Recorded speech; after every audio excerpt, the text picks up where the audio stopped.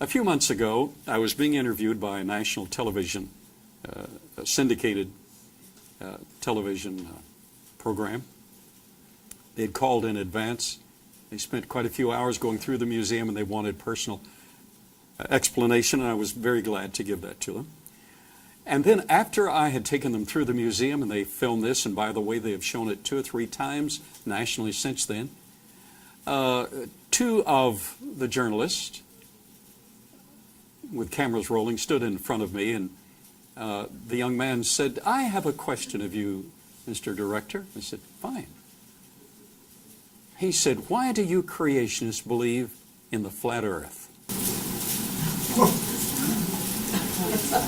I said, "We creationists do not believe in the flat earth." He said, "I heard you did." I said, "I'm here as the director of this museum and as the administrator to tell you we do not believe in the flat earth." He said, "Okay."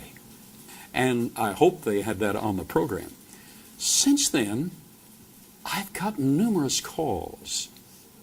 There is a resurgence of the concept of a flat earth using certain scriptures in the Bible to justify their position erringly. Scholars, our creation scholars, have put together 10 separate disciplines demonstrating that the earth is spherical.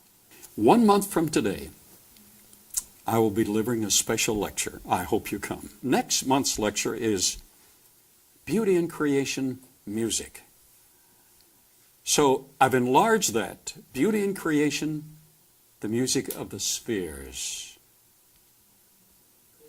having to do with the sphericity of bodies in space. So we're going to approach this. It'll be a long lecture. All our lectures here are long. We're going to approach this, number 1, from photographic evidence, still photography and video photography. We're going to literally circle around the globe. You're going to see actual video footage. So there will be photographic evidence. Number 2, there will be lunar eclipse evidence showing clearly that the earth is spherical, its own shadow is spherical. There will be curvature of the horizon evidence.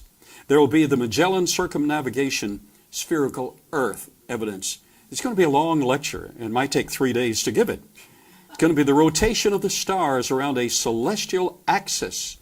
The sun's altitude has to do with the fact that there's curvature. Triangles and spherical trigonometry we will discuss briefly.